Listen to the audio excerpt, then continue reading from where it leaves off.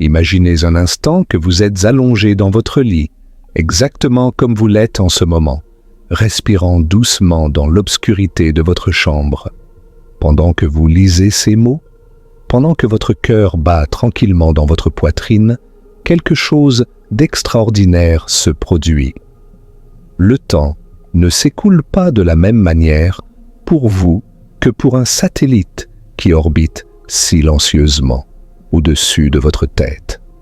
À cet instant précis, alors que vous pensez que le temps est une constante universelle, une rivière qui coule uniformément pour tous les êtres de l'univers, la réalité est bien plus étrange, bien plus mystérieuse et infiniment plus fascinante que tout ce que vous auriez pu imaginer.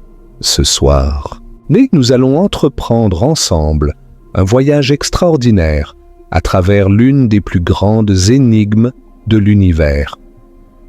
Une question qui a hanté les plus grands esprits de l'humanité, qui a bouleversé notre compréhension de la réalité et qui continue de défier notre intuition la plus profonde. Cette question est simple à formuler, mais ses implications sont vertigineuses. Pourquoi le temps s'arrête-t-il complètement à la vitesse de la lumière? Et pourtant, pourquoi continuez-vous à vieillir? Comment est-il possible que le temps puisse cesser d'exister pour certaines choses dans l'univers, tandis que vous, allongé dans votre lit, sentez chaque seconde s'écouler, chaque battement de cœur marquer le passage inexorable du temps?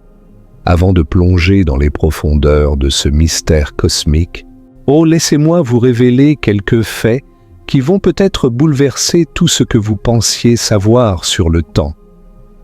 Saviez-vous que les satellites GPS qui permettent à votre téléphone de vous localiser avec précision expérimentent le temps différemment de nous?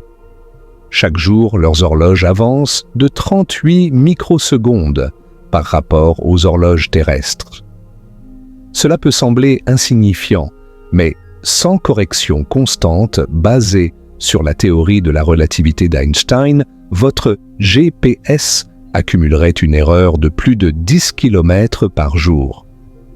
La prochaine fois que vous utilisez votre téléphone pour naviguer, souvenez-vous que vous tenez dans votre main une preuve tangible que le temps est relatif.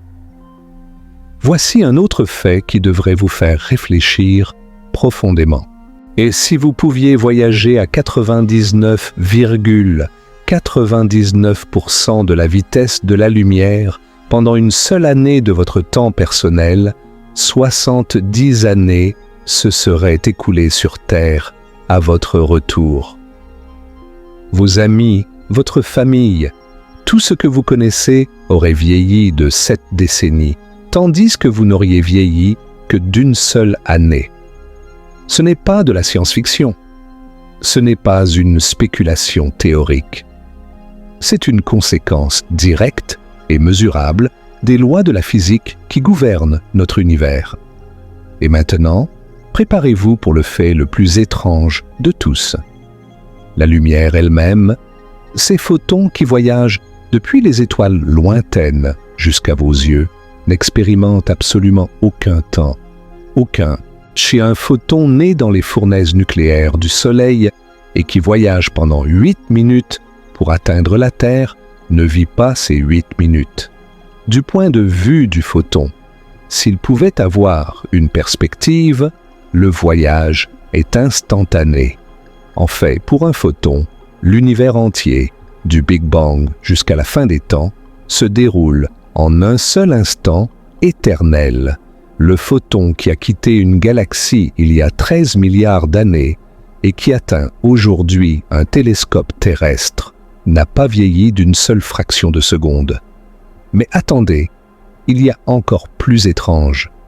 En ce moment même, alors que vous êtes allongé, votre tête vieillit légèrement plus vite que vos pieds. La différence est infinitésimale. Quelques nanosecondes au cours d'une vie entière, mais elle est réelle et mesurable.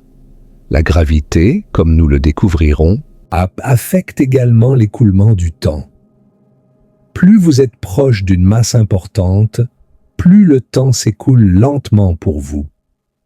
Votre tête, étant légèrement plus éloignée du centre de la Terre que vos pieds, expérimente un temps très légèrement plus rapide. Les astronautes qui ont séjourné sur la Station spatiale internationale reviennent sur Terre très légèrement plus jeunes qu'ils ne l'auraient été s'ils étaient restés au sol. Scott Kelly, après avoir passé 520 jours dans l'espace, est revenu avec environ 5 millisecondes de moins que son frère jumeau Mark, resté sur Terre. Il a littéralement voyagé dans le futur, ne serait-ce que de quelques millisecondes. Le voyage dans le temps n'est pas une fiction. Il se produit constamment, tout autour de nous, à chaque instant. Et que ces faits ébranlent notre compréhension intuitive du temps, n'est-ce pas? Si ces révélations ont légèrement bouleversé votre esprit, alors vous êtes prêt pour le voyage extraordinaire qui nous attend cette nuit. Installez-vous confortablement, laissez votre corps se détendre et préparez-vous à explorer l'une des plus grandes merveilles de l'univers. Nous allons démêler ensemble les fils de ce mystère cosmique, comprendre pourquoi le temps se comporte de manière si étrange et finalement résoudre le paradoxe apparent qui fait que le temps peut s'arrêter à la vitesse de la lumière. Et pourtant, vous continuez inexorablement à vieillir. Pour vraiment comprendre pourquoi le temps s'arrête à la vitesse de la lumière, nous devons d'abord nous poser une question fondamentale que les philosophes et les scientifiques se posent depuis des millénaires. Qu'est-ce que le temps? Cette question apparemment simple cache des profondeurs vertigineuses de complexité. Le temps est tellement omniprésent dans notre expérience quotidienne que nous y pensons rarement. Il est comme l'air que nous respirons, invisible et pourtant essentiel à chaque aspect de notre existence. Notre cerveau perçoit le temps d'une manière qui ne reflète pas nécessairement sa nature fondamentale. Vous avez certainement remarqué que le temps semble s'écouler différemment selon les circonstances. Quand vous êtes profondément ennuyé, les minutes semblent s'étirer en heures interminables. Quand vous êtes absorbé par une activité passionnante, les heures s'évanouissent comme des minutes. Et cette perception subjective du temps, ce que les psychologues appellent le temps psychologique, est une construction de notre cerveau, une interprétation de notre conscience, plutôt qu'une mesure objective de la réalité. Les anciennes civilisations avaient des conceptions très différentes du temps. Pour les Grecs anciens, le temps était cyclique, un éternel retour des saisons, des vies et des civilisations. Les Mayas avaient développé des calendriers d'une précision remarquable, voyant le temps comme une série de cycles imbriqués les uns dans les autres. Les philosophes hindous parlaient de yugas, de vastes époques cosmiques qui se répètent indéfiniment. Ce n'est que progressivement que la conception linéaire du temps, un flux continu du passé vers le futur, est devenue dominante dans la pensée occidentale. L'invention des horloges mécaniques au Moyen Âge a transformé notre relation avec le temps. Soudain, le temps pouvait être mesuré, divisé, quantifié. Les monastères utilisaient des horloges pour réguler leurs prières. Les villes installaient des horloges sur leurs clochers pour synchroniser les activités de leurs habitants. Le temps est devenu une marchandise, quelque chose qui pouvait être gagné ou perdu, économisé ou gaspillé. Cette standardisation du temps a préparé le terrain pour la révolution industrielle et pour notre monde moderne, obsédé par l'efficacité temporelle. Mais quelle est la nature fondamentale du temps? Pendant plus de 2 siècles, la réponse semblait évidente et définitive. Isaac Newton, le génie qui a unifié les mouvements des pommes qui tombent et des planètes qui orbitent sous les mêmes lois, Eye avait une vision très claire du temps. Dans ses Principia Mathematica, publiés en 1687, Newton écrivit des mots qui allaient définir la compréhension scientifique du temps pendant des générations. Le temps absolu, vrai et mathématique, de lui-même et de sa propre nature, s'écoule uniformément sans relation avec quoi que ce soit d'externe.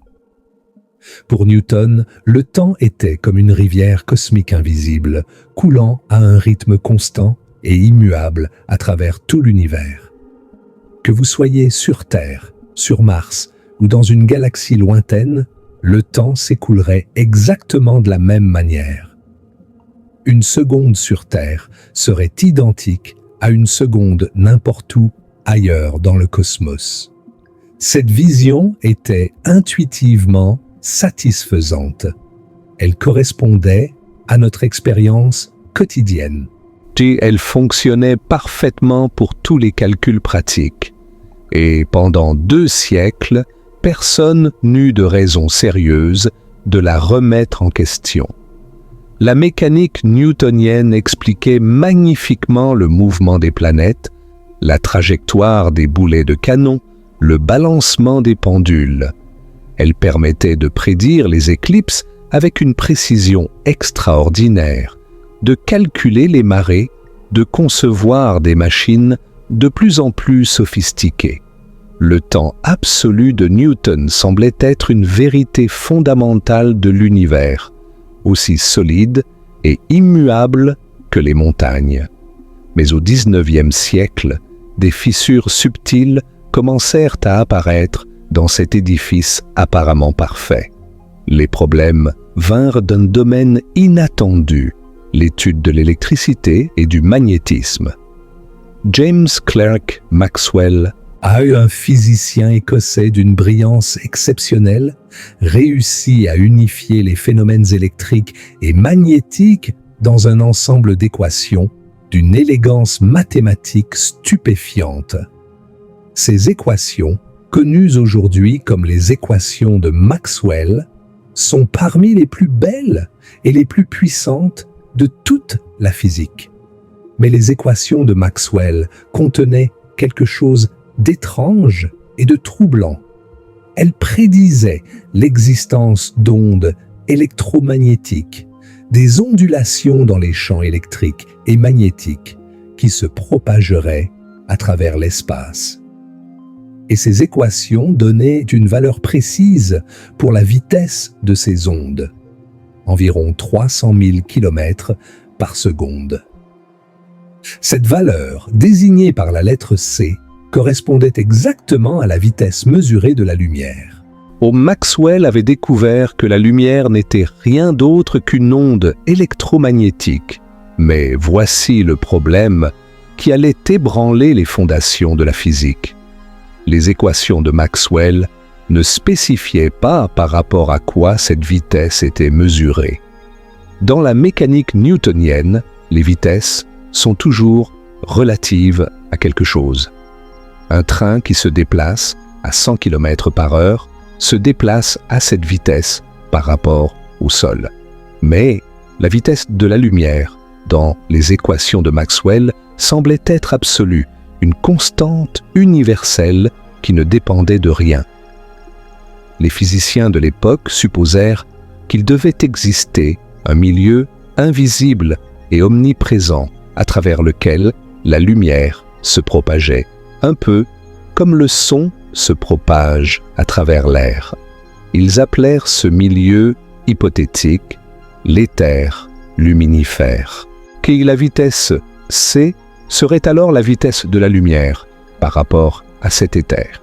La Terre, en orbitant autour du Soleil, devrait se déplacer à travers cet éther, et on devrait pouvoir détecter ce mouvement en mesurant de légères différences dans la vitesse de la lumière selon différentes directions. En 1887, Albert Michelson et Edward Morley réalisèrent une expérience extraordinairement précise pour détecter le mouvement de la Terre à travers l'éther. Leur interféromètre, un instrument d'une sensibilité remarquable, aurait dû révéler des différences minuscules dans la vitesse de la lumière, selon que celle-ci voyageait dans la direction du mouvement de la Terre, ou perpendiculairement à celui-ci. Le résultat fut stupéfiant. Aucune différence ne fut détectée. Donc la vitesse de la lumière était exactement la même dans toutes les directions. Cette absence de résultat était profondément troublante. Elle semblait défier les lois de la physique newtonienne. Si la Terre se déplaçait à travers l'éther, les effets auraient dû être mesurables. L'expérience fut répétée maintes fois, avec des instruments de plus en plus précis, mais le résultat restait obstinément le même. L'éther semblait ne pas exister, ou alors les lois de la physique étaient incomplètes. C'est dans ce contexte de crise conceptuelle qu'entre en scène un jeune homme qui allait révolutionner notre compréhension de l'univers. En 1905, Albert Einstein avait 26 ans. Il n'était pas professeur dans une université prestigieuse. Il travaillait comme expert technique de 3e classe à l'Office des brevets de Berne, Aix-en-Suisse. Son travail consistait à évaluer des demandes de brevets pour des inventions mécaniques et électriques. Mais dans son temps libre, Einstein réfléchissait aux problèmes les plus profonds de la physique. Une question le hantait depuis l'âge de 16 ans, quand il avait imaginé pour la première fois ce que ce serait de chevaucher un rayon de lumière. Si vous pouviez voyager à côté d'un faisceau lumineux, à la même vitesse que lui, que verriez-vous? Selon la physique newtonienne, vous devriez voir une onde électromagnétique stationnaire, figée dans l'espace. Mais les équations de Maxwell ne permettaient pas l'existence d'une telle chose. Une onde électromagnétique stationnaire était une impossibilité mathématique. Einstein médita sur ce paradoxe pendant des années et finalement, en 1905, il eut une révélation qui allait changer à jamais notre compréhension de la réalité. La solution au paradoxe n'était pas de modifier les équations de Maxwell. La solution était de repenser complètement notre conception du temps et de l'espace. Einstein réalisa que si la vitesse de la lumière devait être constante pour tous les observateurs, alors quelque chose d'autre devait céder. Ce quelque chose était le temps absolu de Newton. Einstein publia sa théorie de la relativité restreinte en juin 1905 dans un article intitulé « Sur l'électrodynamique des corps en mouvement ». Cette théorie reposait sur 2 postulats, 2 affirmations simples dont les conséquences étaient vertigineuses. Le premier postulat affirmait que les lois de la physique sont les mêmes dans tous les référentiels inertiels, c'est-à-dire pour tous les observateurs qui se déplacent à vitesse constante, les uns par rapport aux autres. Le second postulat affirmait que la vitesse de la lumière dans le vide est la même pour tous les observateurs, quelle que soit leur vitesse de déplacement. Ces 2 postulats peuvent sembler raisonnables, presque évidents. Mais leur combinaison mène à des conclusions qui défient profondément notre intuition. Pour comprendre pourquoi, imaginons une expérience de pensée qu'Einstein lui-même utilisait pour expliquer sa théorie. Imaginez une horloge très spéciale, une horloge à lumière. Cette horloge est constituée de 2 miroirs parfaitement réfléchissants, placés l'un au-dessus de l'autre, avec un photon qui rebondit continuellement entre eux. Chaque aller-retour du photon constitue un tic de l'horloge. Maintenant, imaginez que cette horloge est immobile par rapport à vous. Vous voyez le photon monter et descendre verticalement entre les 2 miroirs. La distance que le photon parcourt est simplement 2 fois la distance entre les miroirs. Vous pouvez calculer le temps d'un tic en divisant cette distance par la vitesse de la lumière. Mais maintenant, imaginez que l'horloge se déplace horizontalement par rapport à vous à une vitesse très élevée. Que voyez-vous? De votre perspective, le photon ne monte et ne descend plus verticalement.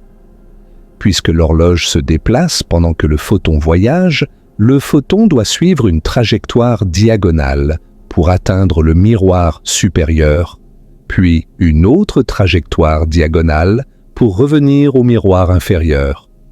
La forme du chemin ressemble à un zigzag. Bon, voici le point crucial. La trajectoire diagonale est plus longue que la trajectoire verticale. Le photon doit parcourir une plus grande distance pour compléter un aller-retour. Mais selon le second postulat d'Einstein, la vitesse de la lumière est la même pour tous les observateurs. Le photon voyage toujours à exactement c, pas plus vite, pas plus lentement. Si le photon doit parcourir une distance plus grande à la même vitesse, alors il lui faut plus de temps pour compléter le trajet. Cela signifie que de votre point de vue, l'horloge en mouvement tique plus lentement que si elle était immobile. Un tic de l'horloge en mouvement prend plus de temps qu'un tic de l'horloge au repos. Mais voici ce qui est vraiment remarquable. Cette horloge à lumière n'est pas spéciale. Toute horloge, tout processus physique, tout ce qui mesure le temps, on doit se comporter de la même manière. Si ce n'était pas le cas, vous pourriez utiliser la différence entre une horloge à lumière et une autre horloge pour détecter votre mouvement absolu, ce qui violerait le premier postulat. La conclusion est inévitable. Le temps lui-même s'écoule plus lentement pour les objets en mouvement. Ce phénomène s'appelle la dilatation du temps. Ce n'est pas une illusion, ce n'est pas un tour de passe-passe. Le temps ralentit réellement pour tout ce qui se déplace à grande vitesse. La relation mathématique entre le temps mesuré par un observateur stationnaire et le temps mesuré par un observateur en mouvement est donnée par le facteur de Lorentz, qu'elle nommait d'après le physicien néerlandais Hendrik Lorentz, qui avait découvert cette formule mathématiquement avant qu'Einstein n'en révèle la signification physique profonde. Ce facteur dépend du rapport entre la vitesse de l'objet et la vitesse de la lumière. Plus un objet se déplace rapidement, plus le temps ralentit pour lui. Permettez-moi de vous donner quelques exemples concrets pour illustrer l'ampleur de cet effet. Si vous voyagez à 10% de la vitesse de la lumière, soit environ 30 000 km par seconde, le temps ralentit d'environ 0,5% pour vous. C'est un effet minuscule, à peine mesurable.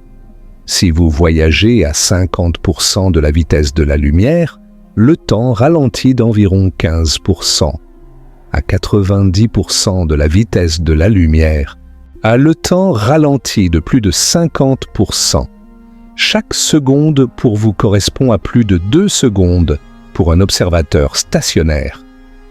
Les choses deviennent vraiment étranges quand on s'approche encore plus de la vitesse de la lumière. À 99% de C, le temps ralentit d'environ 86%. À 99,9%, il ralentit de plus de 95%. Et si vous pouviez atteindre exactement la vitesse de la lumière, le facteur de Lorentz deviendrait infini. Le temps s'arrêterait complètement. Mais la dilatation du temps n'est pas le seul effet étrange de la relativité restreinte. L'espace, aussi, est affecté par le mouvement. Un objet en mouvement apparaît contracté dans la direction de son mouvement. C'est la contraction des longueurs. Et si un vaisseau spatial passait devant vous à 90% de la vitesse de la lumière, il vous semblerait 2 fois plus court qu'il ne l'est réellement. l'univers lui-même se comprime pour les objets qui se déplacent à grande vitesse. Ces effets ne sont pas symétriques dans la façon dont on pourrait naïvement s'y attendre. Cela mène à ce qu'on appelle le paradoxe des jumeaux, l'une des conséquences les plus célèbres et les plus déconcertantes de la relativité restreinte. Imaginez deux jumeaux identiques. L'un reste sur Terre, l'autre part en voyage spatial vers une étoile lointaine, à une vitesse proche de celle de la lumière, puis revient. Selon la dilatation du temps, le jumeau voyageur vieillira moins que le jumeau resté sur Terre. Mais attendez, pourriez-vous objecter? Du point de vue du jumeau voyageur, n'est-ce pas la Terre qui s'éloigne et qui revient?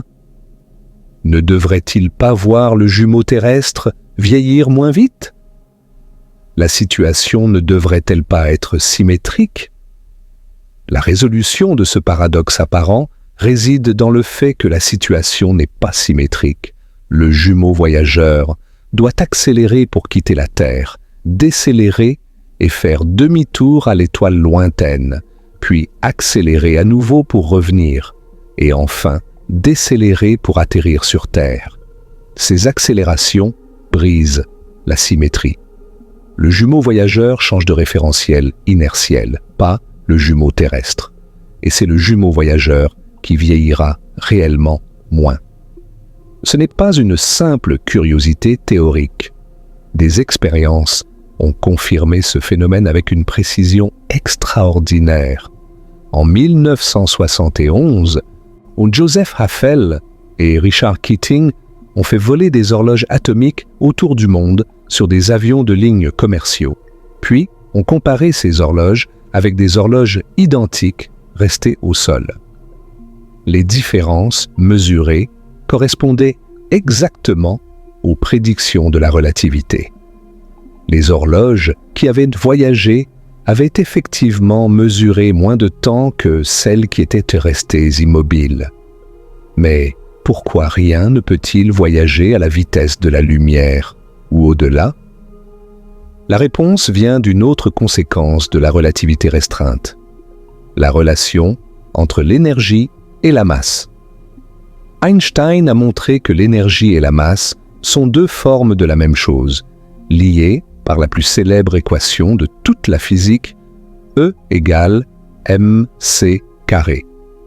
Cette équation signifie qu'une petite quantité de masse contient une énorme quantité d'énergie, puisque c² est un nombre astronomiquement grand. Quand un objet accélère, son énergie cinétique augmente. Mais, selon la relativité, cette énergie supplémentaire se manifeste comme une augmentation de la masse effective de l'objet. Plus un objet va vite, plus il devient massif. Et plus il est massif, plus il faut d'énergie pour l'accélérer davantage. C'est un cercle vicieux qui s'intensifie dramatiquement à mesure qu'on approche de la vitesse de la lumière. À 90% de la vitesse de la lumière, un objet a une masse effective environ 2 fois supérieure à sa masse au repos. À 99%, sa masse est multipliée par 7. À 99,9% par plus de 22. Pour atteindre exactement la vitesse de la lumière, la masse effective deviendrait infinie et il faudrait une quantité infinie d'énergie pour y parvenir. C'est pourquoi aucun objet possédant une masse ne peut jamais atteindre la vitesse de la lumière. C'est une barrière absolue, inscrite dans la structure même de l'univers. Les preuves expérimentales de la dilatation du temps sont nombreuses et variées. L'une des plus élégantes vient de l'observation des muons, des particules subatomiques créées lorsque des rayons cosmiques frappent la haute atmosphère terrestre. Les muons sont instables et se désintègrent très rapidement. Dans un laboratoire, un muon au repos a une durée de vie moyenne d'environ 2,2 microsecondes. C'est incroyablement court. Les muons cosmiques sont créés à environ 10 km d'altitude. même en voyageant à la vitesse de la lumière. Il ne devrait ne parcourir que 660 mètres avant de se désintégrer. Il ne devrait jamais atteindre la surface de la Terre. Et pourtant, nous détectons des muons cosmiques au niveau du sol en abondance. Comment est-ce possible? La réponse est la dilatation du temps. Les muons cosmiques voyagent à environ 99,8% de la vitesse de la lumière. À cette vitesse, le temps ralentit considérablement pour eux. Du point de vue d'un observateur terrestre, la durée de vie des muons est étendue par un facteur d'environ 15. Ils ont donc suffisamment de temps pour atteindre le sol avant de se désintégrer. Du point de vue des muons eux-mêmes, c'est la distance jusqu'au sol qui est contractée, ce qui leur permet également d'arriver à destination. Et les accélérateurs de particules comme le Grand Collisionneur de Hadron au CERN fournissent des confirmations encore plus spectaculaires. Dans ces machines, des particules sont accélérées à des vitesses incroyablement proches de la vitesse de la lumière, parfois à 99,99999% de c. À ces vitesses, les effets relativistes sont énormes. Les particules instables vivent des milliers de fois plus longtemps qu'elles ne le feraient au repos, exactement comme le prédit la théorie. Le système GPS que vous utilisez quotidiennement est peut-être la démonstration la plus pratique de la relativité. Les satellites GPS orbitent à environ 20 000 km d'altitude et se déplacent à environ 14 000 km par heure. Ces deux facteurs affectent leurs horloges de manières opposées. Alors leur vitesse ralentit leurs horloges d'environ 7 microsecondes par jour par rapport aux horloges terrestres, mais leur altitude les place dans un champ gravitationnel plus faible, ce qui accélère leurs horloges d'environ 45 microsecondes par jour. L'effet net est que les horloges des satellites avancent d'environ 38 microsecondes par jour. Sans correction pour ces effets relativistes, les erreurs de positionnement s'accumuleraient rapidement. En une seule journée, l'erreur atteindrait environ 10 km. En une semaine, votre GPS vous indiquerait que vous êtes dans une ville voisine alors que vous êtes chez vous. La relativité n'est pas une abstraction théorique. Elle est intégrée dans la technologie que des milliards de personnes utilisent chaque jour. Maintenant que nous avons exploré la relativité restreinte, plongeons dans les eaux encore plus profondes de la relativité générale. Si la relativité restreinte a révolutionné notre compréhension du temps et de l'espace, la relativité générale va encore plus loin. Elle révèle que la gravité elle-même n'est pas ce que Newton pensait et qu'elle a des effets profonds sur l'écoulement du temps. L'histoire de la relativité générale commence avec ce qu'Einstein appelait la pensée la plus heureuse de sa vie. En 1907, 2 ans après avoir publié la relativité restreinte, Einstein était assis à son bureau à l'office des brevets de Berne quand une pensée soudaine le frappa. Il imagina une personne tombant d'un toit. Pendant la chute, cette personne serait en apesanteur. Elle ne sentirait pas son propre poids. Alors si elle lâchait un objet, cet objet flotterait à côté d'elle, tombant à la même vitesse. Cette observation simple contenait une vérité profonde. À l'intérieur d'un ascenseur en chute libre, il serait impossible de distinguer cette situation de celle où l'ascenseur flotterait dans l'espace lointain, loin de toute source de gravité. Les expériences physiques donneraient les mêmes résultats dans les deux cas. Inversement, une personne dans une fusée accélérant dans l'espace à 9,8 mètres par seconde carrés ressentirait exactement la même chose que si elle était debout sur la surface de la Terre. Ce principe, connu sous le nom de principe d'équivalence, affirme que la gravité et l'accélération sont fondamentalement indistinguables, et que vous ne pouvez pas faire la différence entre être attiré vers le bas par la gravité et être poussé vers le bas par une accélération. Cette équivalence allait devenir la pierre angulaire de la relativité générale. Einstein passa les 8 années suivantes à développer les implications de cette idée. Le chemin fut ardu, rempli de faux départs et d'erreurs. Il dut apprendre de nouvelles mathématiques, la géométrie différentielle et le calcul tensoriel pour exprimer ses idées. Mais, en novembre 1915, il présenta finalement sa théorie achevée à l'Académie prussienne des sciences. La relativité générale était née.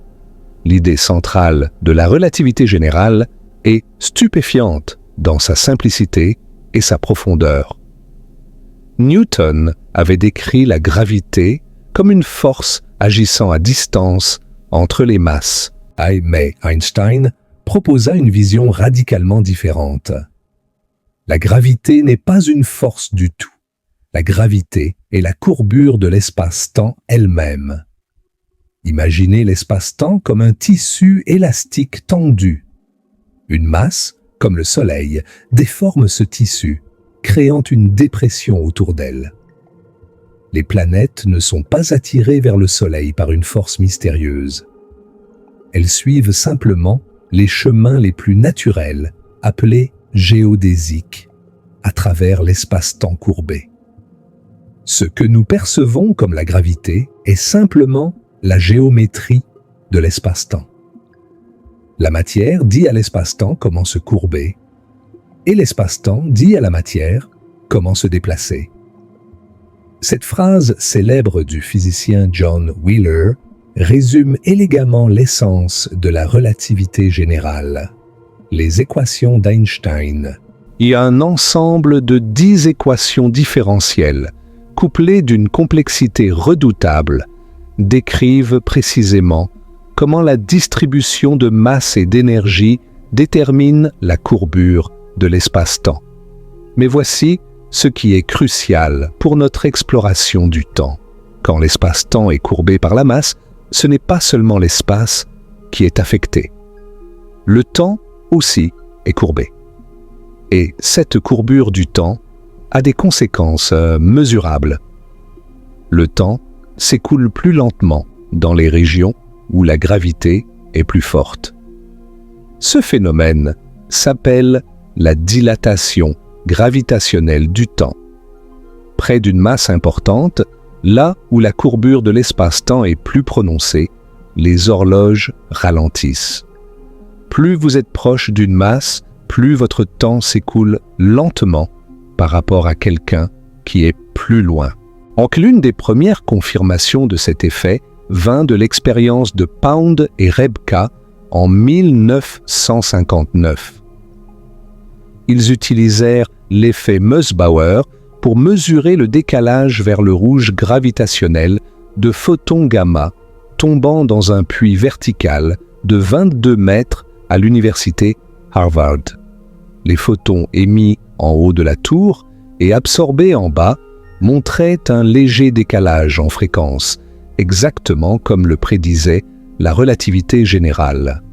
Ce décalage correspondait à une différence dans l'écoulement du temps entre le haut et le bas de la tour. Des mesures plus récentes avec des horloges atomiques ont confirmé cet effet avec une précision extraordinaire. En 2010, des physiciens du National Institute of Standards and Technology ont mesuré la différence de temps entre deux horloges séparées verticalement de seulement 33 cm. L'horloge supérieure, légèrement plus éloignée du centre de la Terre, gagnait environ 400 femtosecondes par jour par rapport à l'horloge inférieure. C'est une quantité infinitésimale, mais mesurable. Les effets de la dilatation gravitationnelle du temps deviennent beaucoup plus prononcés près d'objets massifs. Près d'un trou noir, ces effets atteignent des proportions stupéfiantes. Un trou noir est un objet tellement massif et compact que même la lumière ne peut s'en échapper. La frontière du trou noir, au-delà de laquelle rien ne peut revenir, s'appelle l'horizon des événements. À mesure que vous approchez de l'horizon des événements d'un trou noir, le temps ralentit de plus en plus par rapport à un observateur lointain. À une distance de 1,5 fois le rayon de Schwarzschild, le temps s'écoule à environ 58% de sa vitesse normale. À 1,1 fois le rayon, il s'écoule à environ 30%. À 1,01 fois le rayon, à environ 10%. Et à l'horizon des événements lui-même, quelque chose d'extraordinaire se produit. Du point de vue d'un observateur lointain, le temps semble s'arrêter complètement pour quelque chose qui atteint l'horizon. Si vous regardiez quelqu'un tomber dans un trou noir, vous le verriez ralentir de plus en plus à mesure qu'il s'approcherait de l'horizon. Sa lumière serait de plus en plus décalée vers le rouge, de plus en plus faible. Vous ne le verriez jamais réellement franchir l'horizon. Non, il semblerait figé là, gelé dans le temps, pour l'éternité. Mais du point de vue de la personne qui tombe, rien de particulier ne se passe au moment où elle franchit l'horizon. Elle traverse l'horizon en un temps fini selon sa propre horloge. Les effets de marée pourraient être catastrophiques près d'un petit trou noir, l'étirant et la déchirant dans un processus appelé spaghettification. Mais près d'un trou noir supermassif, les effets de marée à l'horizon seraient négligeables et elle pourrait franchir l'horizon sans même s'en rendre compte. Cette asymétrie entre les perspectives extérieures et intérieures est l'une des caractéristiques les plus étranges des trous noirs. Pour l'observateur extérieur, rien ne traverse jamais l'horizon. Pour celui qui tombe, de l'horizon n'est qu'une étape sur un voyage inexorable vers la singularité au centre. Le film Interstellar de Christopher Nolan a magnifiquement illustré ces effets de dilatation gravitationnelle du temps. Dans le film, les astronautes visitent une planète orbitant très près d'un trou noir supermassif nommé Gargantua. En raison de l'intense courbure de l'espace-temps près du trou noir, 1 heure passée sur cette planète correspond à 7 ans sur Terre. Le physicien Kip Thorne, qui a conseillé le film et a reçu plus tard le prix Nobel pour sa contribution à la détection des ondes gravitationnelles, a vérifié que ce scénario était scientifiquement plausible. Parlant d'ondes gravitationnelles, leur détection en 2015 par l'observatoire LIGO fut l'une des plus grandes découvertes scientifiques du XXIe siècle. Einstein avait prédit l'existence de ces ondulations dans le tissu de l'espace-temps un siècle plus tôt, mais beaucoup doutaient qu'elles puissent jamais être détectées. Les ondes gravitationnelles sont incroyablement faibles. Pour les produire en quantité détectable, il faut des événements cosmiques, cataclysmiques, comme la collision de 2 trous noirs. Le 14 septembre 2015, les détecteurs LIGO aux États-Unis enregistrèrent le signal de 2 trous noirs d'environ 36 et 29 masses solaires, spiralant l'un vers l'autre et fusionnant à une distance d'environ 1 milliard d'années-lumière. Cette collision libéra plus d'énergie que toutes les étoiles de l'univers observables réunies, sous forme d'ondes gravitationnelles, et nous avons pu les détecter. Et les ondes gravitationnelles sont littéralement des ondulations dans le temps. Quand une onde gravitationnelle passe à travers vous, l'espace et le temps oscillent. Vous êtes alternativement étiré et comprimé. Les distances changent. Les durées changent. C'est une démonstration directe que le temps peut être déformé, étiré, comprimé par des phénomènes physiques. Maintenant, armés de notre compréhension de la relativité restreinte et générale, nous pouvons enfin nous attaquer à la question centrale de notre voyage. Que se passe-t-il exactement à la vitesse de la lumière? Pourquoi le temps s'arrête-t-il? Et pourquoi continuons-nous à vieillir malgré cela? Commençons par explorer ce que signifie voyager à la vitesse de la lumière. Nous avons vu que plus un objet se déplace rapidement, plus le temps ralentit pour lui. À la vitesse de la lumière, selon les équations de la relativité, le facteur de dilatation du temps devient infini. Cela signifie que le temps s'arrête complètement. Une horloge voyageant à la vitesse de la lumière ne tique jamais. Aucun temps ne s'écoule pour elle. Pour un photon, une particule de lumière, cela a des implications extraordinaires.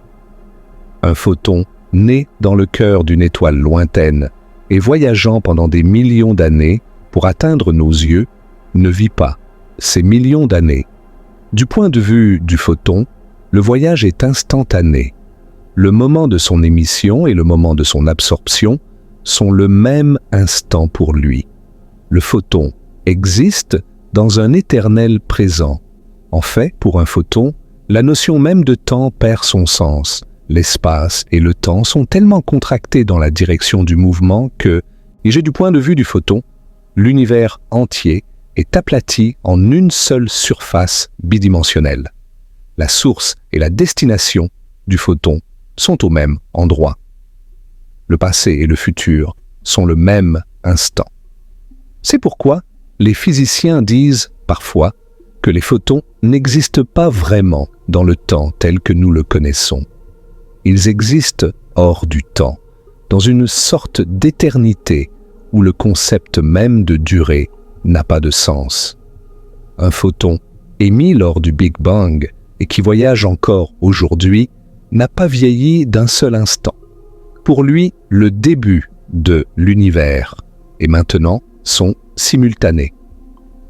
Mais il y a un problème conceptuel profond avec l'idée de parler du point de vue d'un photon. Selon la relativité restreinte, il n'existe pas de référentiel valide se déplaçant à la vitesse de la lumière. Les transformations de Lorentz et les équations mathématiques qui nous permettent de passer d'un référentiel à un autre deviennent indéfinies à la vitesse de la lumière. Division par zéro. Les mathématiques elles-mêmes nous disent qu'on ne peut pas construire un référentiel cohérent pour un observateur se déplaçant à la vitesse de la lumière. Donc, quand nous disons que le temps s'arrête pour un photon, nous faisons une extrapolation. Nous examinons ce qui se passe à mesure que la vitesse s'approche de c et nous constatons que le temps mesuré tend vers zéro. Mais nous ne pouvons pas vraiment décrire l'expérience d'un photon, car le concept même d'expérience nécessite le passage du temps. Cette subtilité est importante pour comprendre pourquoi nous continuons à vieillir. Nous ne sommes pas des photons. Nous sommes faits de matière, et toute matière a une masse. Et comme nous l'avons vu, rien qui ait une masse ne peut atteindre la vitesse de la lumière. Il faudrait une énergie infinie pour accélérer même la plus petite particule de matière à la vitesse de la lumière. Cela signifie que vous ne pouvez jamais, en aucune circonstance, atteindre un état où le temps s'arrête pour vous. Vous pouvez vous en approcher arbitrairement, mais jamais l'atteindre. Même si vous voyagiez à 99,999999999% de la vitesse de la lumière, le temps s'écoulerait encore pour vous, même si c'était incroyablement lentement par rapport à un observateur stationnaire. Et voici le point crucial. Du point de vue de tout observateur, son propre temps s'écoule toujours normalement. C'est ce qu'on appelle le temps propre. Or que votre temps propre est le temps mesuré par une horloge qui voyage avec vous, qui est au repos par rapport à vous. Et votre temps propre s'écoule toujours à la même vitesse, 1 seconde par seconde. Peu importe à quelle vitesse vous voyagez, peu importe à quel point vous êtes proche d'un trou noir, vous expérimentez toujours le temps de la même manière. Votre cœur bat au même rythme. Vos pensées se forment au même rythme. Vos cellules vieillissent au même rythme. Du point de vue de votre propre expérience, rien ne change. Ce qui change, c'est comment votre temps se compare à celui des autres. Si vous voyagez à grande vitesse et que vous revenez sur Terre, vous aurez vieilli moins que ceux qui sont restés. Mais pendant votre voyage, vous n'aurez pas eu l'impression que le temps passait plus lentement, et vous aurez vécu chaque seconde comme une seconde normale. C'est la résolution du paradoxe apparent. Le temps s'arrête à la vitesse de la lumière, mais vous ne pouvez jamais atteindre la vitesse de la lumière. Vous continuez à vieillir parce que votre temps propre continue toujours à s'écouler. Les autres peuvent mesurer votre temps comme ralenti, mais vous vivez toujours dans votre propre flux temporel personnel. Pour approfondir cette compréhension, introduisons le concept d'intervalle d'espace-temps. En relativité, il existe une quantité qui est la même pour tous les observateurs, indépendamment de leur mouvement. Cette quantité s'appelle l'intervalle invariant ou intervalle d'espace-temps. Il combine la distance spatiale et la distance temporelle entre deux événements d'une manière spécifique. L'intervalle d'espace-temps est calculé comme le carré de l'intervalle de temps multiplié par c carré moins le carré de l'intervalle de distance. Cette quantité est invariante. Tous les observateurs, quelle que soit leur vitesse, calculent la même valeur pour l'intervalle d'espace-temps entre deux événements donnés. Pour un objet en mouvement, son intervalle d'espace-temps entre deux points de sa trajectoire est directement lié à son temps propre. Votre voyage à travers l'espace-temps est absolu. Le chemin que vous tracez dans le tissu de l'espace-temps, votre ligne d'univers, est un fait objectif sur lequel tous les observateurs s'accordent. Ce qui est relatif, c'est comment ce chemin est décomposé en composantes spatiales et temporelles. Imaginez deux chemins entre deux villes. Un chemin va directement du nord au sud. L'autre fait un détour par l'est. Les deux chemins relient les mêmes deux points, mais ils ont des longueurs différentes. De même, deux observateurs peuvent voyager entre deux événements dans l'espace-temps, mais suivre des chemins différents avec des temps propres différents. Un photon suit un chemin très spécial, un chemin de lumière, ou géodésique nul. Pour un photon, l'intervalle d'espace-temps est exactement 0. La composante spatiale et la composante temporelle s'annulent exactement. C'est une autre façon de comprendre pourquoi le temps ne passe pas pour un photon. Son intervalle d'espace-temps est nul. Mais pour vous, qui avez une masse et qui ne pouvez pas voyager à la vitesse de la lumière, votre intervalle d'espace-temps est toujours positif. Vous accumulez toujours du temps propre le long de votre trajectoire. Vous vieillissez toujours. Cette perspective nous amène à une vision profonde de la nature du vieillissement. Qu'est-ce que vieillir en fin de compte? C'est l'accumulation de temps propre le long de votre ligne d'univers. Chaque battement de cœur, chaque pensée, chaque réaction chimique dans vos cellules est un processus qui se déroule dans votre temps propre. Vous vieillissez parce que vous êtes votre temps propre. Votre existence même est un voyage à travers le temps. Les processus biologiques qui constituent le vieillissement ne connaissent pas le temps coordonné des autres observateurs. Vos cellules ne savent pas et ne se soucient pas de ce que mesure une horloge à des millions de kilomètres de distance. Elles fonctionnent selon votre temps local, votre temps propre. Et ce temps propre s'écoule toujours, inexorablement, à une seconde par seconde, selon votre propre expérience. Considérons les implications philosophiques de cette compréhension. Si le temps est relatif, y a-t-il un véritable âge que vous avez ? Si vous avez 30 ans sur Terre, mais que vous partez pour un voyage à grande vitesse et revenez alors que 60 ans se sont écoulés sur Terre, mais que seulement 10 ans se sont écoulés pour vous, quel âge avez-vous ?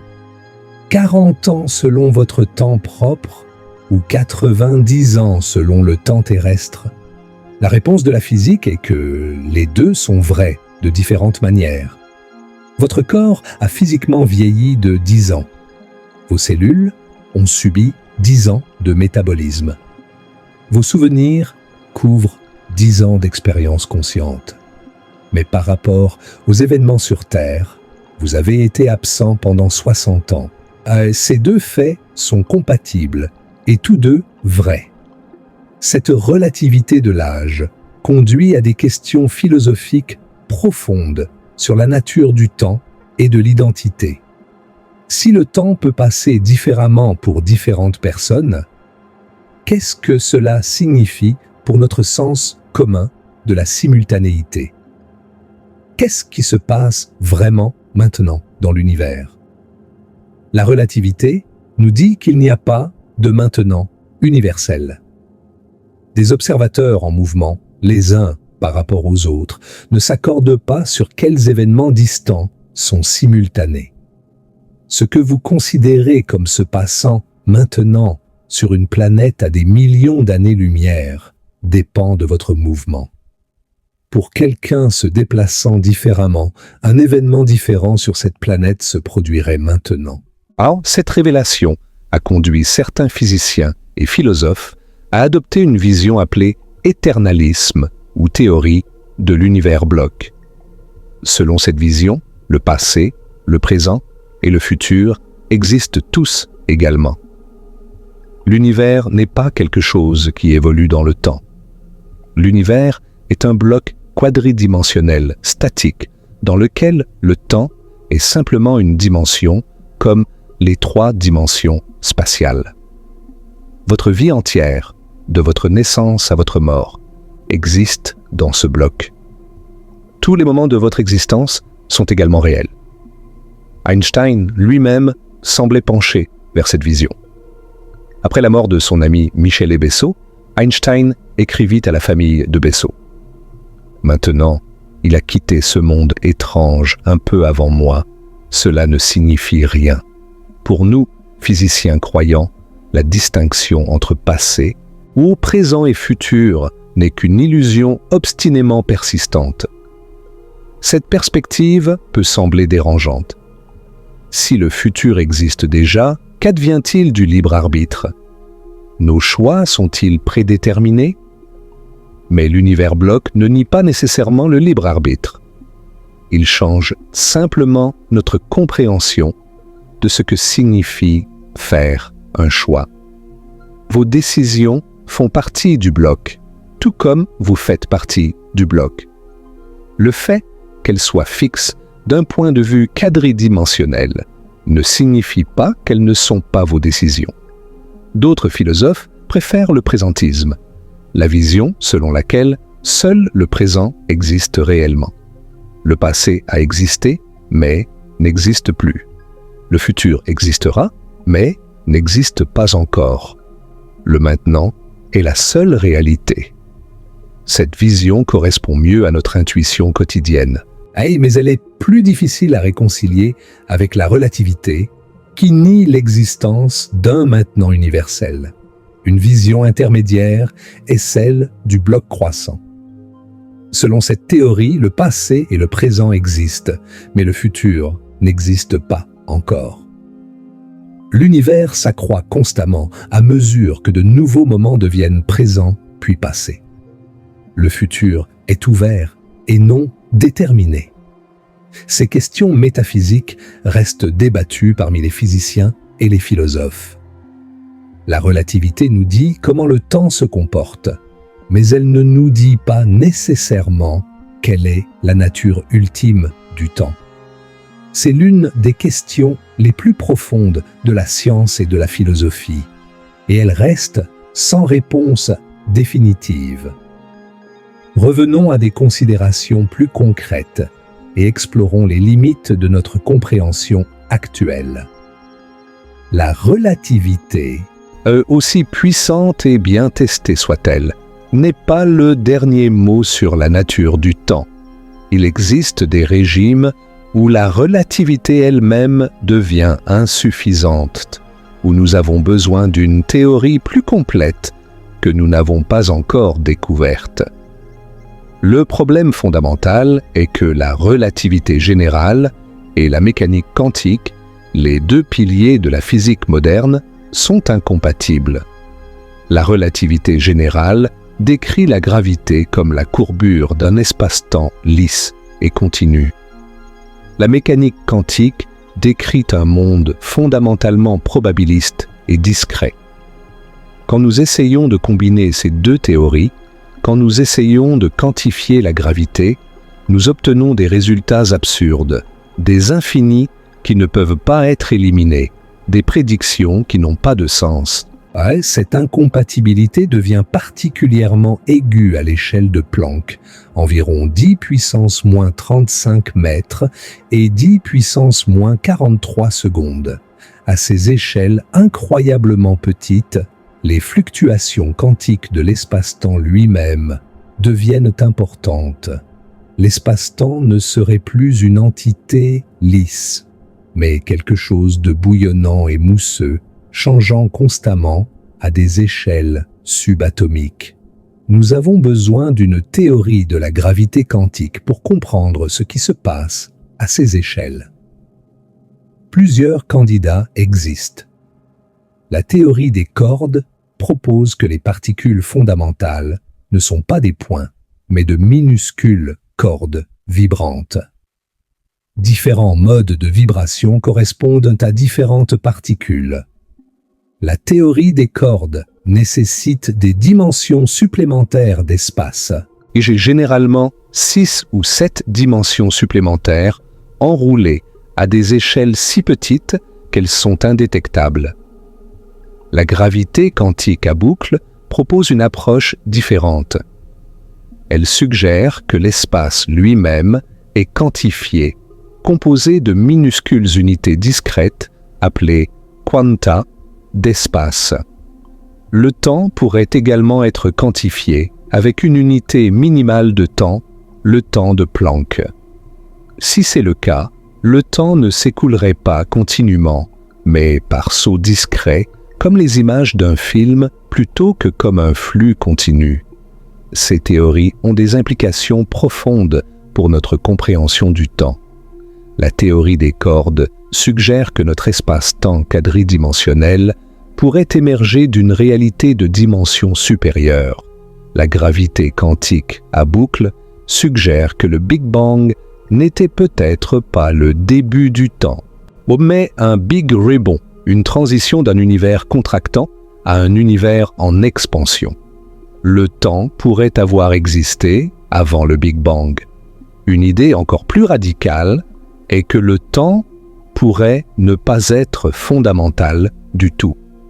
Plusieurs physiciens ont proposé que le temps émerge de quelque chose de plus basique, peut-être de l'intrication quantique ou de relations thermodynamiques. Dans cette vision, le temps n'est pas un ingrédient primaire de la réalité, mais un phénomène dérivé, comme la température, est un phénomène dérivé du mouvement des molécules. Ces idées sont hautement spéculatives et controversées. Nous n'avons pas encore de théorie complète de la gravité quantique et nous ne savons pas laquelle de ces approches, si l'une d'entre elles est correcte. Mais elles illustrent à quel point notre compréhension du temps est incomplète et combien il reste à découvrir.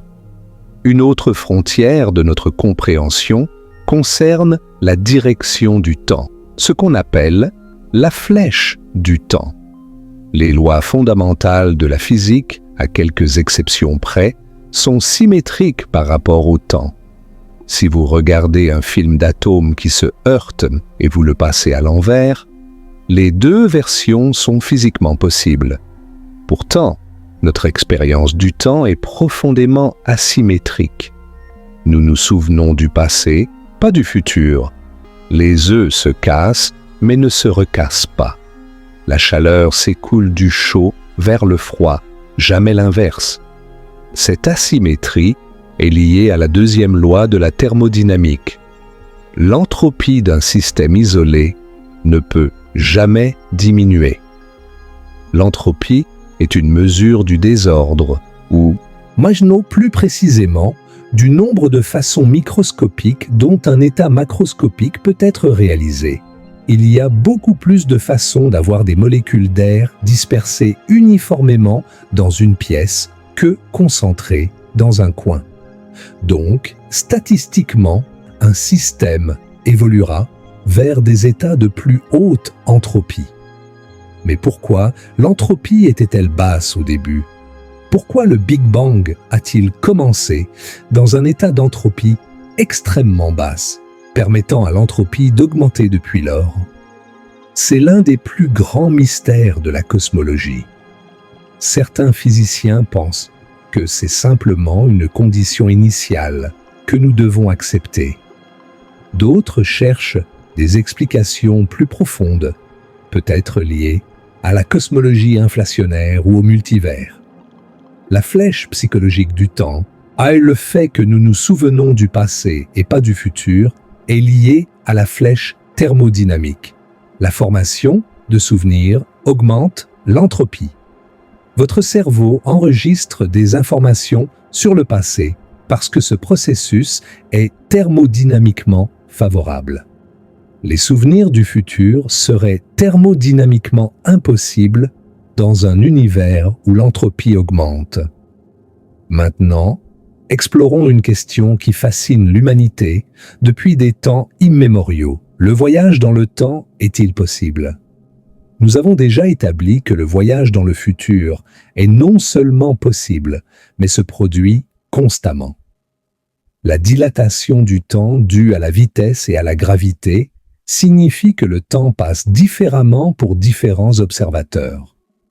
En principe, vous pourriez voyager vers une étoile lointaine, à grande vitesse, et revenir pour trouver que des siècles se sont écoulés sur Terre, alors que seulement quelques années ont passé pour vous. Mais qu'en est-il du voyage dans le passé? Pouvez-vous revenir en arrière dans le temps, visiter des époques révolues, peut-être même rencontrer vos ancêtres? La réponse est beaucoup plus compliquée et probablement négative, bien que la physique ne l'interdise pas catégoriquement.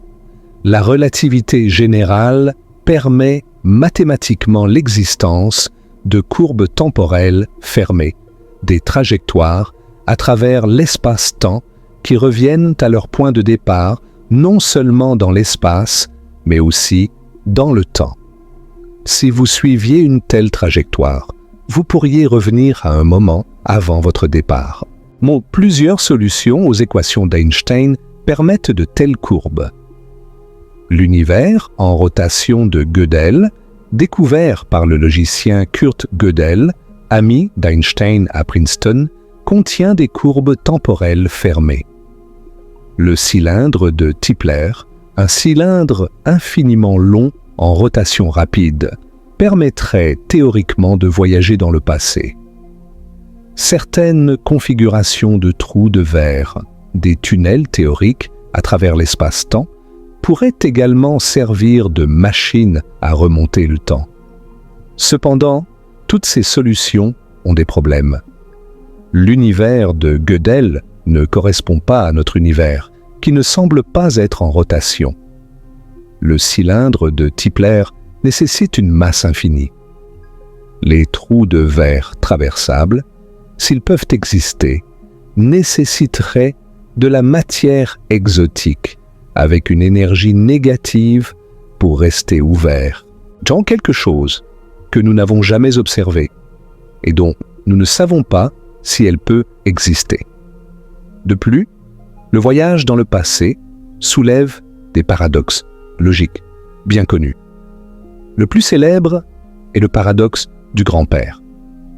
Si vous retournez dans le passé et tuez votre grand-père avant qu'il n'ait eu votre parent, vous n'existeriez jamais pour retourner dans le temps et le tuer.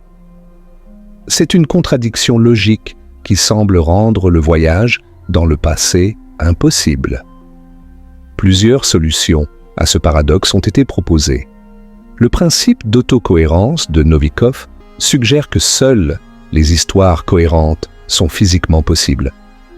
Si vous retournez dans le passé, quelque chose vous empêchera toujours de créer un paradoxe.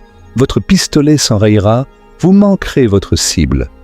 Où vous découvrirez que l'homme que vous pensiez être votre grand-père ne l'était pas vraiment. L'univers conspire pour maintenir la cohérence. Une autre solution est l'interprétation des mondes multiples. Peut-être que le voyage dans le passé ne vous ramène pas vraiment dans votre passé, mais dans un passé parallèle, une ligne temporelle alternative. Vous pouvez faire ce que vous voulez dans cette ligne temporelle, sans affecter votre ligne temporelle originale, car ce sont des réalités distinctes. Stephen Hawking a proposé la conjecture de protection chronologique, suggérant que les lois de la physique conspirent pour empêcher le voyage dans le temps de se produire. Des effets quantiques pourraient détruire toute machine à remonter le temps avant qu'elle ne puisse fonctionner. L'univers se protégerait lui-même contre les paradoxes temporels. La majorité des physiciens pensent que le voyage dans le passé est probablement impossible, même si nous ne pouvons pas encore le prouver définitivement.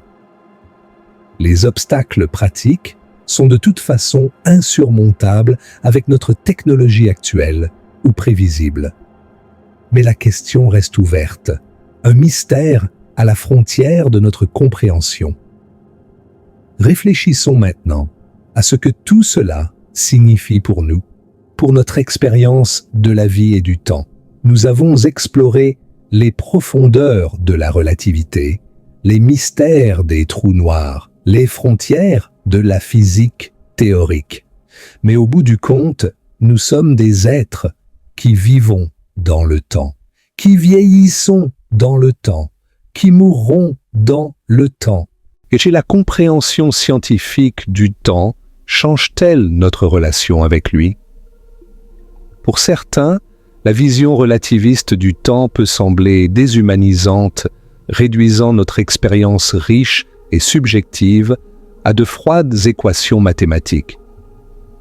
Mais pour d'autres, elle peut enrichir notre appréciation du cosmos et de notre place en son sein.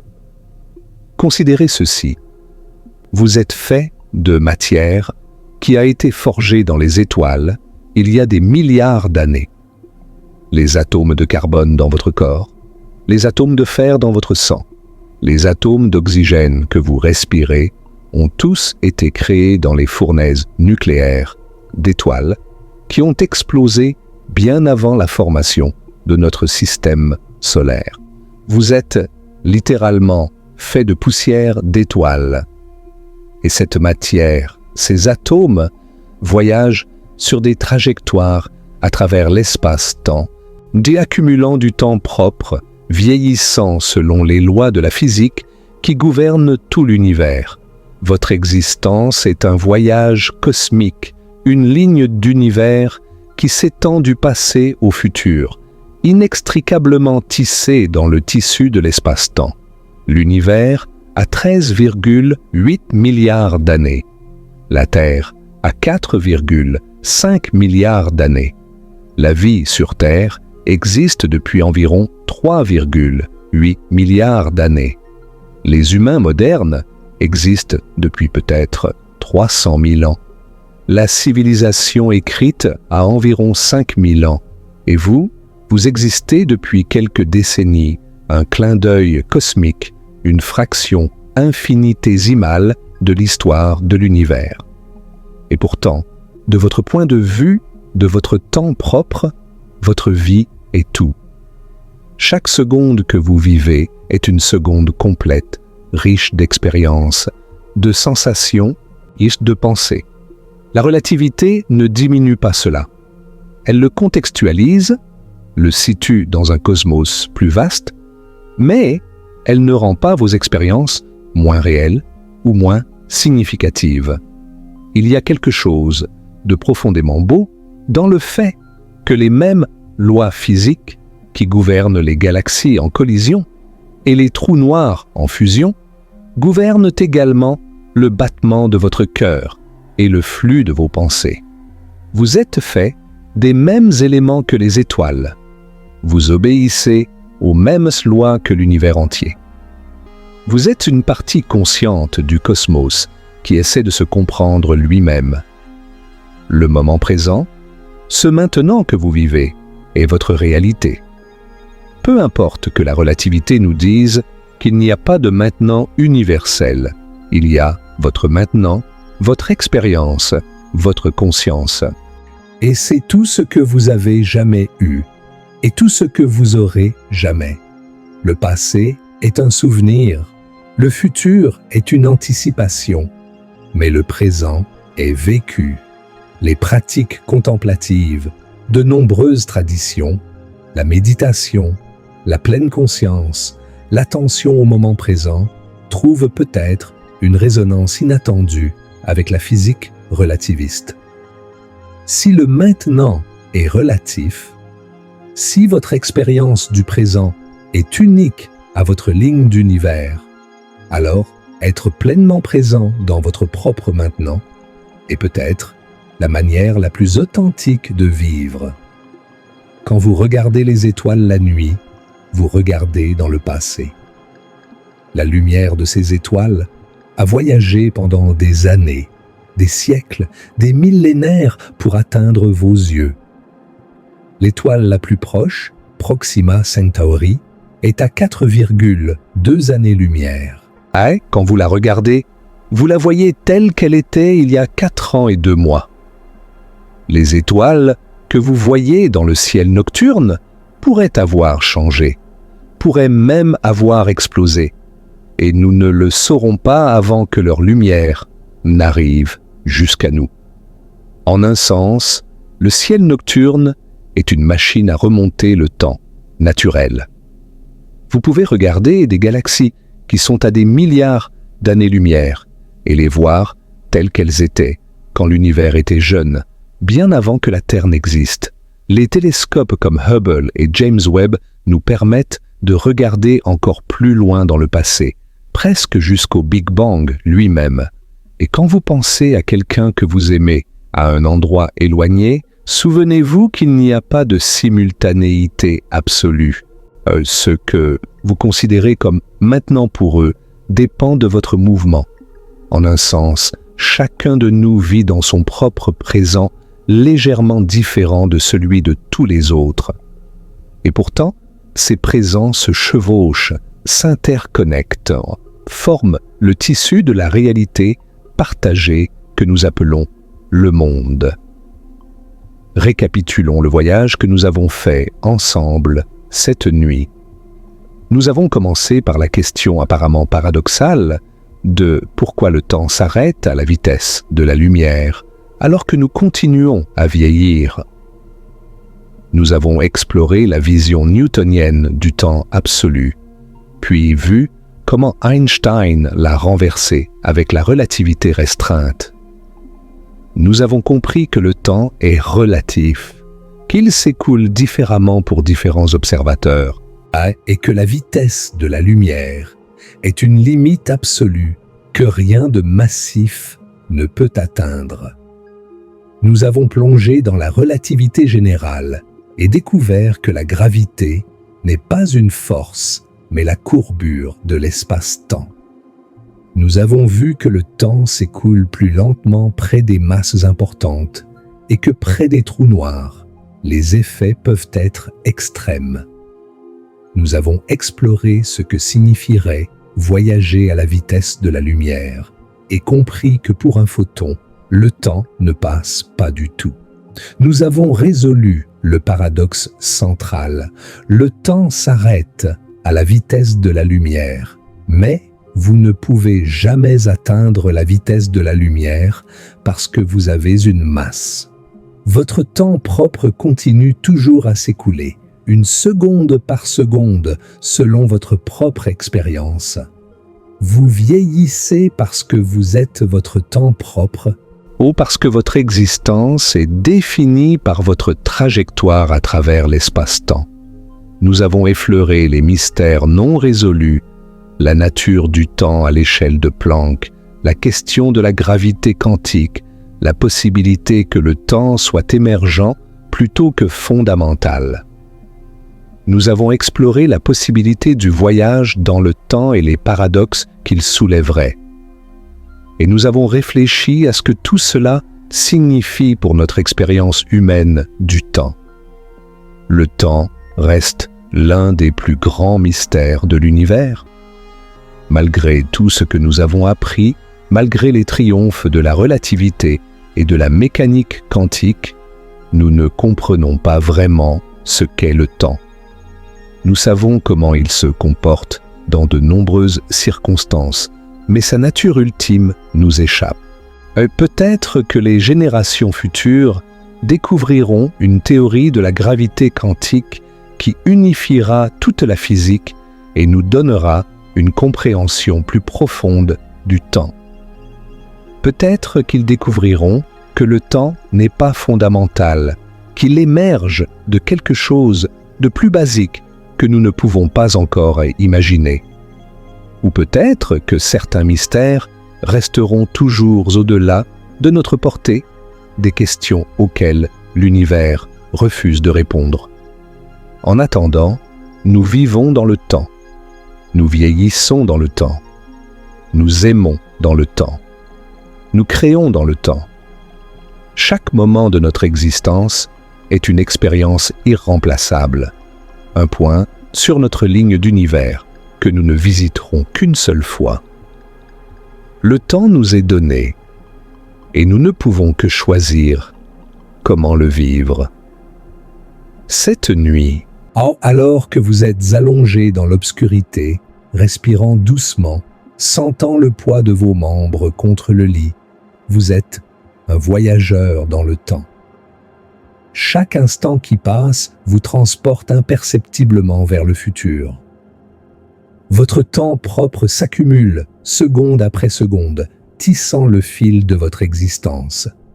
Au-dessus de vous, les satellites GPS corrigent leurs horloges pour la relativité, vous permettant de vous localiser avec précision dans l'espace et dans le temps. Dans des accélérateurs à travers le monde, des particules vivent plus longtemps qu'elles ne le devraient parce que le temps ralentit pour elles. Dans des galaxies lointaines, des trous noirs déforment l'espace-temps de manière que nous commençons à peine à comprendre. Et la lumière des étoiles, qui a voyagé pendant des années, des siècles, des millénaires, termine son voyage en ce moment même, frappant la surface de la Terre, apportant des nouvelles d'événements passés depuis longtemps. Ces photons n'ont pas vieilli d'un seul instant pendant leur voyage. Pour eux, l'émission et l'absorption sont simultanées, un éternel présent qui traverse l'abîme de l'espace. Imaginez-vous maintenant comme un photon. Vous êtes né dans le cœur brûlant d'une étoile lointaine, forgée dans les réactions nucléaires qui alimentent le cosmos. Vous êtes éjecté dans l'espace, à la vitesse de la lumière. La seule vitesse que vous pouvez avoir, la seule vitesse qui a un sens pour vous. Pour vous, il n'y a pas de voyage, il n'y a pas de durée, il n'y a pas d'avant et d'après. Votre naissance et votre mort sont le même instant. L'univers entier, du Big Bang jusqu'à la fin des temps, est comprimé en un seul moment éternel. Vous existez hors du temps, dans une éternité que les êtres massifs ne peuvent jamais expérimenter. Et puis, vous arrivez. Peut-être frappez-vous la rétine d'un œil humain, transmettant une information visuelle à un cerveau conscient. Peut-être êtes-vous absorbé par une feuille, donnant votre énergie à la photosynthèse. Peut-être frappez-vous simplement un rocher et êtes-vous absorbé, votre énergie convertie en chaleur. Quelle que soit votre fin, elle est identique à votre début pour vous. Un instant sans durée, une existence hors du temps. Maintenant, revenez à vous-même. Vous n'êtes pas un photon. Vous êtes fait de matière, d'atomes liés par des forces électromagnétiques, de cellules qui métabolisent et se reproduisent, d'un cerveau qui pense et ressent. Vous avez une masse. Et cette masse vous ancre dans le temps. Votre temps propre s'écoule inexorablement. Vous ne pouvez pas l'arrêter, vous ne pouvez pas le ralentir de votre propre point de vue. Vous pouvez voyager à grande vitesse et vieillir moins que ceux qui restent immobiles. Mais vous vieillirez toujours.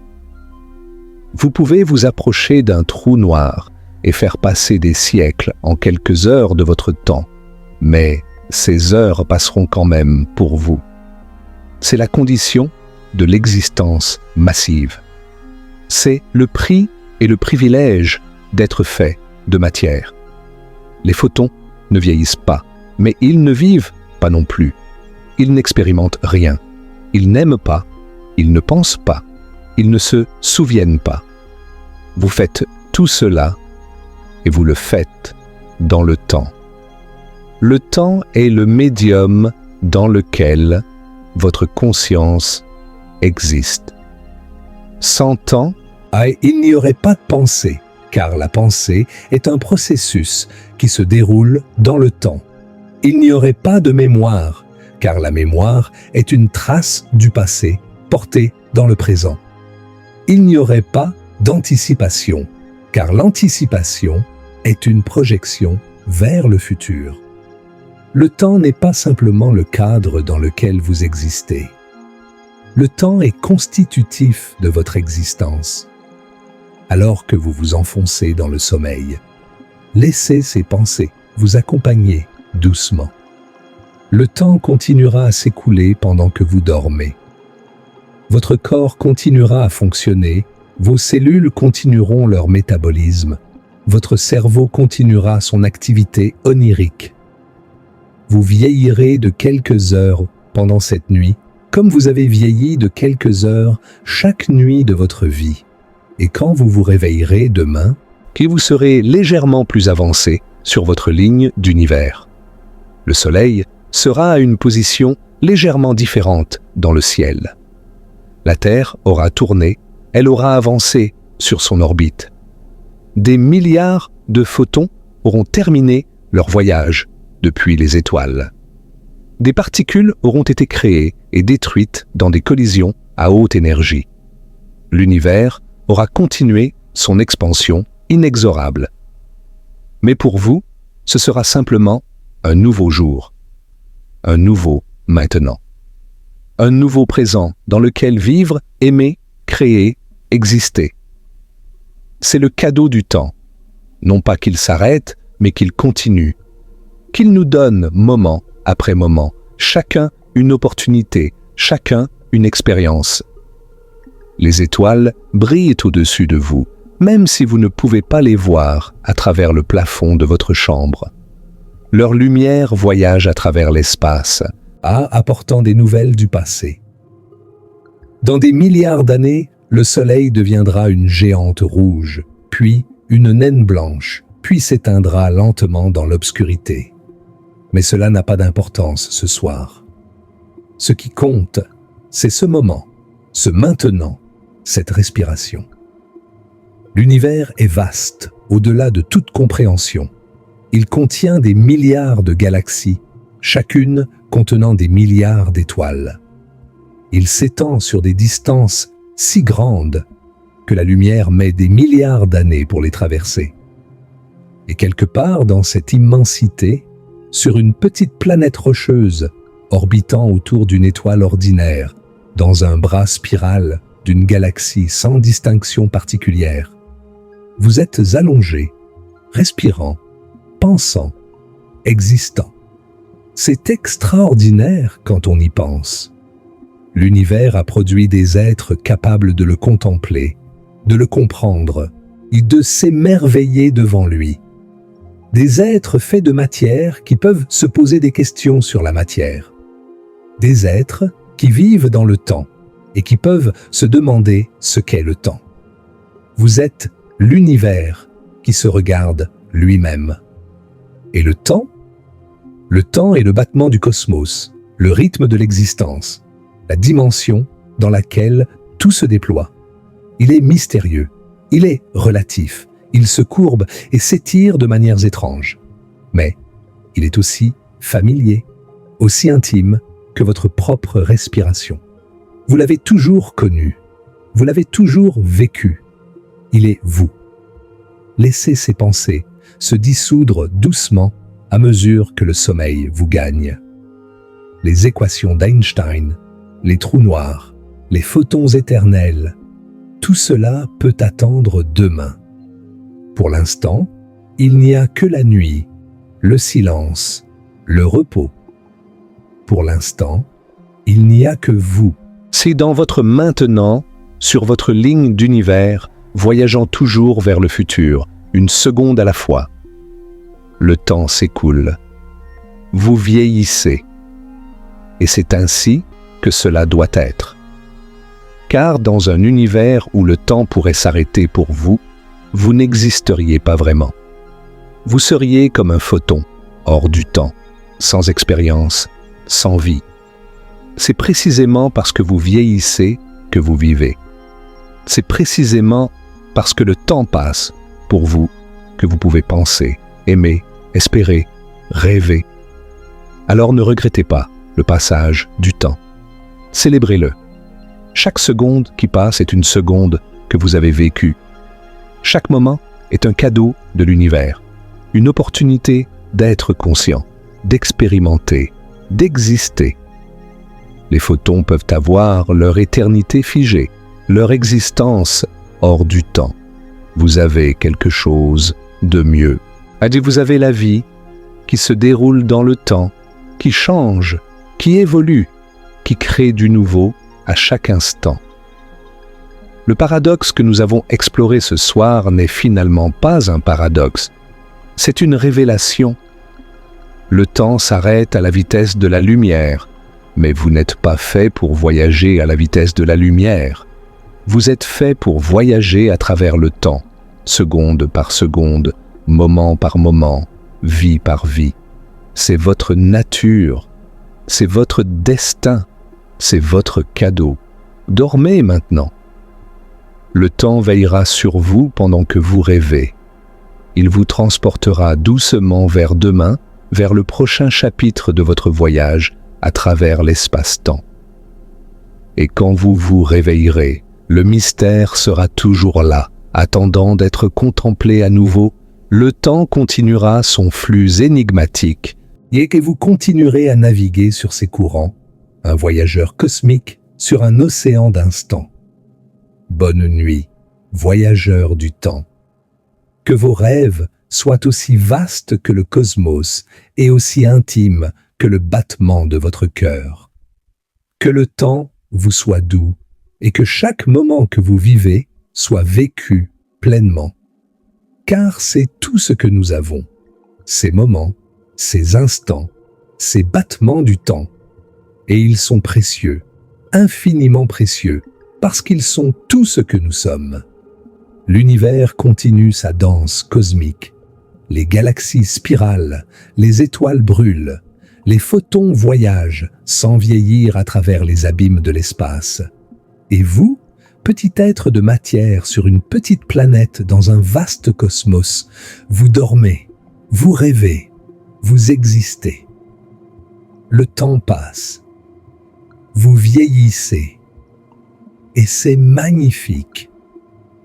Le silence de la nuit vous enveloppe. Les pensées sur la relativité, les trous noirs, la vitesse de la lumière s'estompe doucement, remplacée par le calme du repos. Votre respiration ralentit, vos muscles se détendent, votre conscience dérive vers les rivages du sommeil. Le temps continue, fidèle compagnon, emportant chaque instant vers le passé et vous rapprochant du futur. Dans l'immensité de l'univers, vous êtes un point infinitésimal, mais ce point est conscient. Ce point peut contempler les étoiles et se demander pourquoi le temps s'arrête à la vitesse de la lumière. Ce point peut ressentir la joie, la tristesse, l'amour, l'émerveillement. Ce point est précieux, unique, irremplaçable. Ce point, c'est vous. Et le temps ?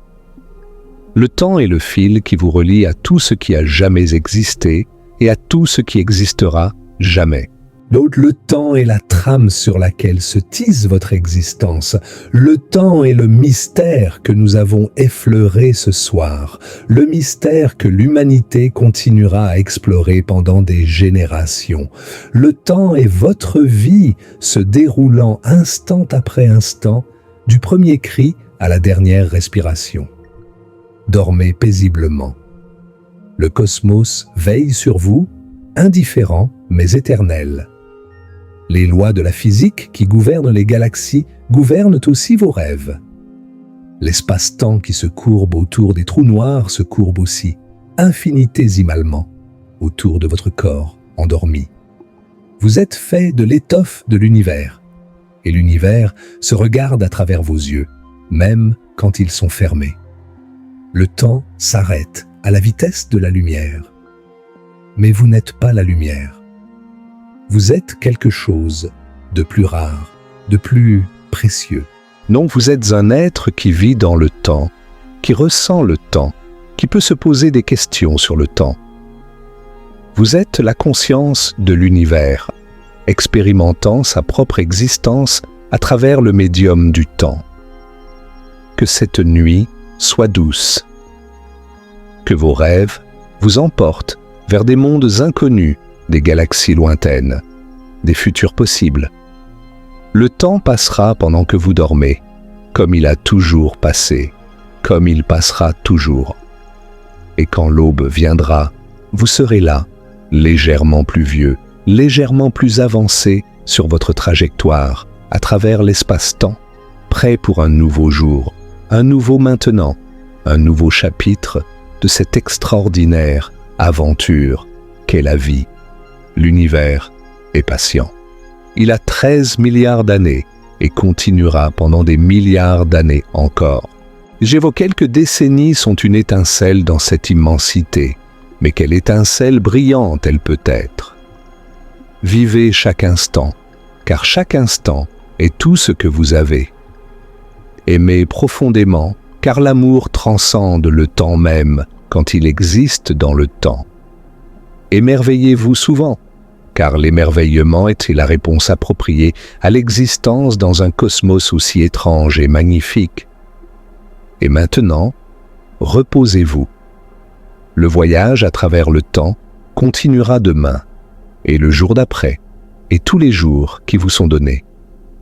Ce soir, il n'y a que le repos, la paix, le silence de la nuit et le battement régulier de votre cœur. Ce soir, il n'y a que vous, existant dans le temps, voyageant vers le futur, un instant à la fois. Bonne nuit, voyageurs. Les étoiles veillent sur vous depuis leurs distances immenses. Les photons continuent leur voyage sans fin. Les trous noirs déforment l'espace-temps dans leurs étreintes gravitationnelles. Et vous, petits miracles de matière consciente, vous dormez, vous rêvez, vous vivez. Le temps passe. C'est sa nature. Et vous vieillissez. C'est votre privilège. Car vieillir, c'est avoir vécu. Et avoir vécu, c'est le plus grand cadeau que l'univers puisse offrir. Dormez maintenant. Le temps s'occupe du reste. Le cosmos continue sa danse éternelle dans le silence infini de l'espace. Les galaxies s'éloignent les unes des autres, emportées par l'expansion de l'univers. Les étoiles naissent dans des nuages de gaz et de poussière, vivent leur vie brillante et meurent dans des explosions spectaculaires ou des fades diminuendo. Les planètes orbitent, les lunes tournent. Oh, les comètes tracent leurs trajectoires elliptiques à travers les systèmes solaires. Et quelque part dans tout cela, sur une planète particulière, dans un lit particulier, un être particulier dort. C'est vous. Et le temps coule autour de vous comme une rivière invisible, vous emportant doucement vers demain. Vous n'avez rien à faire. Vous n'avez nulle part où aller. Le temps fait le travail pour vous, vous transportant vers l'avenir, sans effort de votre part. Vos yeux sont fermés. Votre respiration est lente et régulière. Vos pensées se dissolvent dans les brumes du sommeil. Le monde extérieur s'éloigne, remplacé par le monde intérieur des rêves. Mais même dans vos rêves, le temps passe. Votre cerveau continue son activité, créant des narrations oniriques qui se déroulent dans un temps subjectif. Oh, vous rêvez peut-être de voyager dans l'espace, d'approcher des étoiles, de voir le temps se dilater autour de vous. Ou peut-être rêvez-vous de choses plus terrestres, plus personnelles. Quoi qu'il en soit, le temps est là, la toile de fond de toute expérience. La nuit avance. Les heures passent silencieusement, marquées par la rotation de la Terre sur son axe. Le côté de la planète où vous vous trouvez s'éloigne du Soleil, plongeant dans l'ombre. Les étoiles deviennent visibles pour ceux qui sont éveillés, point de lumière ancienne sur le velours noir du ciel. Mais vous dormez, inconscient de tout cela, confiant que le monde sera toujours là quand vous vous réveillerez. C'est une confiance remarquable quand on y pense. Chaque nuit, vous abandonnez votre conscience, vous vous retirez du monde, vous devenez vulnérable et immobile pendant des heures. Et pourtant, vous le faites sans hésitation, confiant dans la stabilité du cosmos, dans la continuité du temps, dans le fait que demain viendra. Cette confiance est un acte de foi cosmique, une acceptation de la régularité de l'univers. Et l'univers ne vous déçoit pas.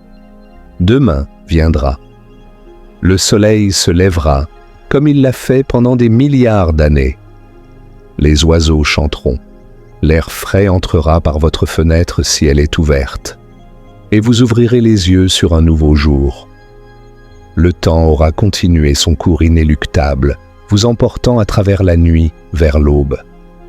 Mais pour l'instant, il n'y a que le sommeil. Pour l'instant, il n'y a que le repos, la régénération, le silence profond de l'inconscience. Pour l'instant, vous êtes hors du temps d'une certaine manière, non pas comme un photon qui n'expérimente aucun temps, mais comme un dormeur pour qui le temps subjectif est suspendu. Quand vous vous réveillerez, les heures qui auront passé sembleront avoir duré un instant. Le sommeil comprime le temps subjectif, créant des poches de durée réduites dans votre expérience. Et c'est peut-être la plus belle ironie de notre voyage ce soir. Nous avons parlé de la dilatation du temps, du ralentissement du temps à grande vitesse ou près de masses importantes. Mais le sommeil aussi dilate le temps à sa manière. Une nuit de 8 heures peut sembler ne durer que quelques minutes. Le temps objectif continue, mais le temps subjectif ralentit presque jusqu'à l'arrêt. Vous n'avez pas besoin de voyager près de la vitesse de la lumière pour expérimenter des altérations du temps. Avec votre propre conscience le fait chaque nuit. Le temps est plastique, malléable, non seulement dans les équations de la relativité, mais aussi dans les labyrinthes de votre esprit. Reposez-vous maintenant. Laissez le temps faire son travail. Laissez les heures passer comme des nuages silencieux dans un ciel nocturne. Vous n'avez pas besoin de comprendre tout cela ce soir. Vous n'avez pas besoin de résoudre tous les mystères de l'univers. Vous avez juste besoin de dormir, de vous régénérer, de vous préparer pour un nouveau jour de vie dans ce cosmos étrange et merveilleux. Le temps s'arrête à la vitesse de la lumière. Mais vous continuez. Et c'est exactement comme cela devrait être. C'est la danse de l'existence, le rythme de la vie, la mélodie du temps jouée sur les cordes de l'espace-temps. Vous en faites partie. Oh, vous êtes un danseur dans cette danse cosmique, un musicien dans cette symphonie universelle, un voyageur dans ce voyage sans fin à travers le temps. Bonne nuit, dormez bien. Et quand vous vous réveillerez, souvenez-vous que chaque nouveau jour est un cadeau du temps, une opportunité de vivre, d'aimer, de s'émerveiller. Le cosmos vous attend avec tous ses mystères et toutes ses merveilles. Mais cela peut attendre jusqu'au matin. Pour l'instant, il n'y a que le sommeil, la paix et le flux éternel du temps vous berçant doucement vers demain. L'univers respire, les galaxies tournent, les étoiles brillent, et vous dormez, petit être précieux de matière consciente, voyageur du temps sans le savoir, miracle d'existence dans un cosmos infini. Le temps passe, vous vieillissez, et tout est exactement comme cela doit être. End.